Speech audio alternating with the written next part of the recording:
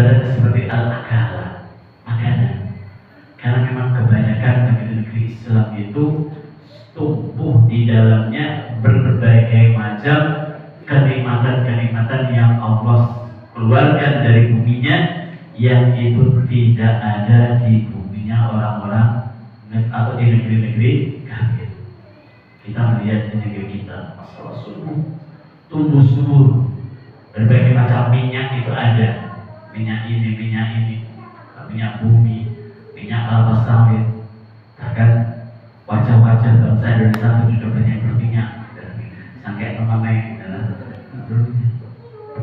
ada ini subur.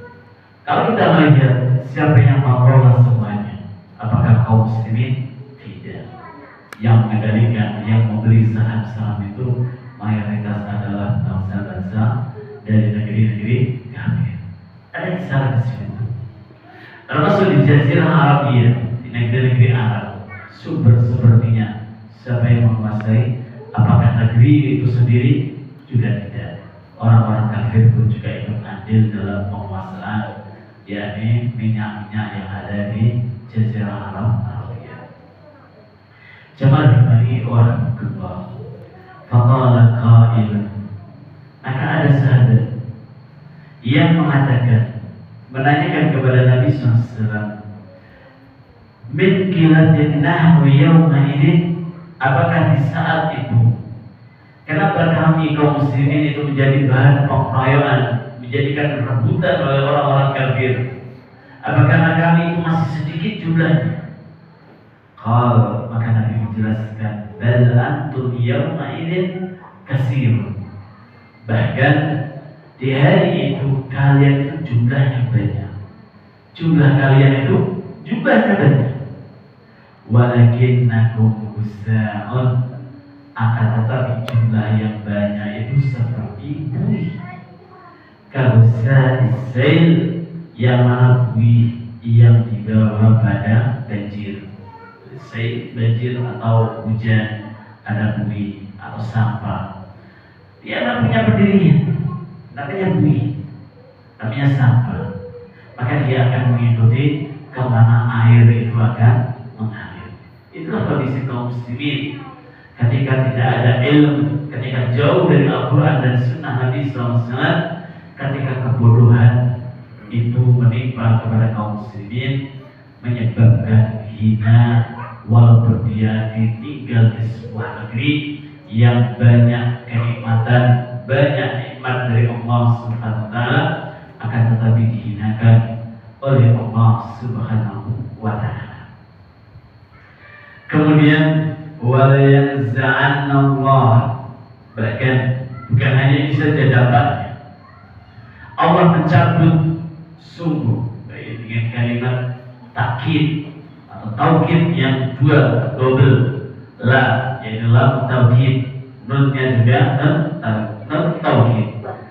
La yanza'anna, benar-benar sungguh Allah yang akan mencabut min suduri aduwikum, dari hati-hati musuh kalian, al-mahabbah, yakni rasa takut. Mahabbah rasa takut. Kalau mahabbah cinta, jadi pakai hak artinya cinta, kalau pakai hak itu artinya rasa takut. Musuh-musuh Islam itu tidak ada lagi rasa takut untuk menghadapi kaum muslim. Sudah ada, Allah jauh rasa takut tersebut. Yang dulu ketika kaum muslimin itu di atas kemenangan dan kemenangan dalam setiap peperangan demi peperangan, ketika orang-orang kafir itu hendak berperang melawan kaum muslimin, 1 bulan sebelum peperangan, orang kafir itu sudah merasa ketakutan. Para pasukan orang-orang kafir ini, mereka ketakutan untuk menghadapi kaum muslimin. Itu di masa dahulu, di masa dahulu. Tapi rasa takut pada diri orang-orang kafir itu telah hilang, telah dicabut oleh Allah Subhanahu wa Ta'ala. Minkum, dia dari kalian, dari kaum muslimin. Wala, dan pengaruh yang kedua, wala liyuqaddimanallahu fi qulubikumul wahn. Bukan hanya dicabut rasa takut kepada diri, kepada hati-hati orang kafir tadi, musuh-musuh Islam, tetapi dalam hati kaum muslimin itu Allah tancapkan al-wahn, yakni al-wahn hingga ditancapkan oleh Allah Subhanahu wa taala ke dalam hati-hati kaum muslimin. Faqala qail, maka ada seseorang yang bertanya, mengatakan kepada Nabi sallallahu alaihi wasallam, ya Rasulullah, wa mal wahnu, apa yang dimaksud dengan al-wahn? Maka Nabi mengatakan, hubbud dunya wa karahiyatul maut, cinta dunia dan benci dengan kematian. Itu yang dimaksud dengan al-wahn, yang dijelaskan oleh baginda Nabi SAW di dalam Sunan Abi Dawud, yaitu dalam hadis yang sahih. Beliau SAW memberikan kabar kepada kita bagaimana penyakit yang menimpa kepada kaum muslimin dan bagaimana solusi keluar untuk menghilangkan. Maka setiap Nabi SAW menjelaskan penyakit, menjelaskan tentang musibah yang menimpa kepada umat ini, maka beliau juga memberikan solusi bagaimana obat, bagaimana ilaj, bagaimana penawarnya, bagaimana solusi ketika menghadapi permasalahan yang dihadapi kepada umatnya. Jemaah rahimani wa rahimakumullah.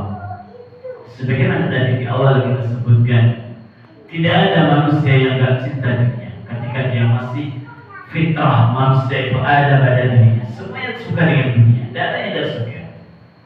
Semua orang itu suka dengan dunia. Tapi jangan sampai kecintaan kepada dunia itu akhirnya kita menjadikan lupa kalau tujuan kita di dunia ini adalah untuk beribadah kepada Allah Subhanahu wa taala. Itu tujuan utama. Wa ma khalaqtul jinna wal insa illa liya'budun. Tidaklah menciptakan jin dan manusia kecuali untuk beribadah kepada beribadah hanya kepada Allah Subhanahu wa taala. Jemaah rahimani wa rahimakumullah. Di dalam surat Al-An'am ayat 162 disebutkan dan 163, Qul inna salati wa nusuki wa mahyaya wa mamati lillahi rabbil alamin. Katakanlah wahai Muhammad, sesungguhnya salatku, sembelihanku, hidup dan matiku hanya untuk Allah, Tuhan semesta alam. La syarikalah, tidak ada sekutu baginya. Wa bidzalika umirtu, yang demikian itu aku diperintahkan. Wa ana awwalul muslimin, dan aku adalah orang yang pertama kali berserah diri atau menjadi seorang muslim. Jemaah rahimani wa rahimakumullah. Ayat yang mulia ini dijelaskan oleh Ibnu Katsir rahimahullah taala dalam kitab tafsirnya. Beliau menjelaskan ya'muru ta'ala ay yukhbira al-musyrikin alladhina ya'buduna ghairallah wa yadhbahuna lahu. Jadi Allah SWT memerintahkan kepada nabinya, kepada Nabi SAW, Kul, katakan oleh Muhammad, Nabi SAW diperintahkan agar mengkhabarkan kepada orang-orang musyrik, yang mana orang musyrik itu kalau beribadah, ibadahnya kepada selain Allah. Kalau menyembelih bukan kepada Allah, tapi menyembelih untuk selain Allah. Itu perbuatan orang musyrik. Orang musyrik itu beribadah kepada Allah, juga ibadah kepada selain Allah. Itu disebut musyrik. Dia menyembelih juga semacam itu. Menyembelih diperuntukkan kepada selain Allah Subhanahu wa taala. Orang-orang musyrik jahiliyah itu mengakui Allah Subhanahu wa taala itu adalah sebagai pencipta, sebagai pengatur alam semesta ini. Yang memberikan rezeki adalah Allah Subhanahu wa taala. Mereka mengakuinya. Banyak ayat yang menjelaskan ketika ditanyakan kepada mereka, siapa yang menciptakan langit dan bumi, siapa yang menciptakan ini, siapa yang begini, siapa ini, pada akhir kalimatnya Allah menjelaskan fasayaquluna Allah, maka mereka akan mengatakan Allah. Mereka mengakui pencipta alam semesta ini adalah Allah Subhanahu wa Ta'ala. Ketika mereka melakukan persembahan ibadah, termasuk menyembelih, berkorban kepada berhala-berhala mereka, bukan semata-mata untuk sebagai bentuk pengorbanan kepada berhala tersebut, tidak, tapi sebagai bentuk agar bisa mendekatkan diri kepada Allah Subhanahu wa Ta'ala. Allah menjelaskan dalam surat Az-Zumar pada ayat yang ketiga, "Ma na'buduhum illa yuqarribuna ila Allahi zulfa." Tidaklah kami itu beribadah. Jadi, ma na'buduhum, kami tidak beribadah kepada mereka, kepada berhala ini, berhala ini, berhala ini. Ada Lata, ada Uzza, ada Manas, ada Suwa, ada berhala yang lainnya. Bukan illa yuqarribuna ila Allahi zulfa, kecuali agar kami bisa mendekatkan diri kepada Allah dengan sedekat-dekatnya. Itu tujuan mereka. Mereka meyakini Allah SWT sebagai pencipta, pemberi rezeki, yang mengatur alam semesta ini. Ketika mereka dalam kondisi senang, ketika mereka dalam kondisi longgar, ketika mereka tidak ada musibah, maka mereka beribadah kepada Tuhan-Tuhan selain Allah. Tapi ketika mereka mendapatkan bencana, mendapatkan musibah, dia lupa dengan dua-duanya, ikhlas dan memurnikan ibadah dan doanya hanya kepada Allah Subhanahu wa Ta'ala. Inilah yang disebutkan bahwasanya mereka orang-orang musyrik itu beribadah kepada selain Allah, berkorban juga kepada atau menyembelih untuk selain Allah Subhanahu wa Ta'ala. Bi annahu akhlasa lillahi salatahu wa dhabihatahu, agar supaya mengikhlaskan kepada Allah salatnya dan sembelihannya, doanya, ibadahnya hanya kepada Allah SWT, berkorbannya juga kepada Allah Subhanahu wa Ta'ala. Li'annal musyrikina ya'buduna al-asnam, karena orang-orang musyrik itu mereka menyembah kepada berhala, wa yadbahuna laha, berkorban untuk berhala. Fa amaru ta'ala bi mukhalafatihim, maka Allah memerintahkan untuk menyelisihi perbuatan mereka. Jadi termasuk bagian dari agama adalah menyelisihi ciri khas dari orang-orang musyrik.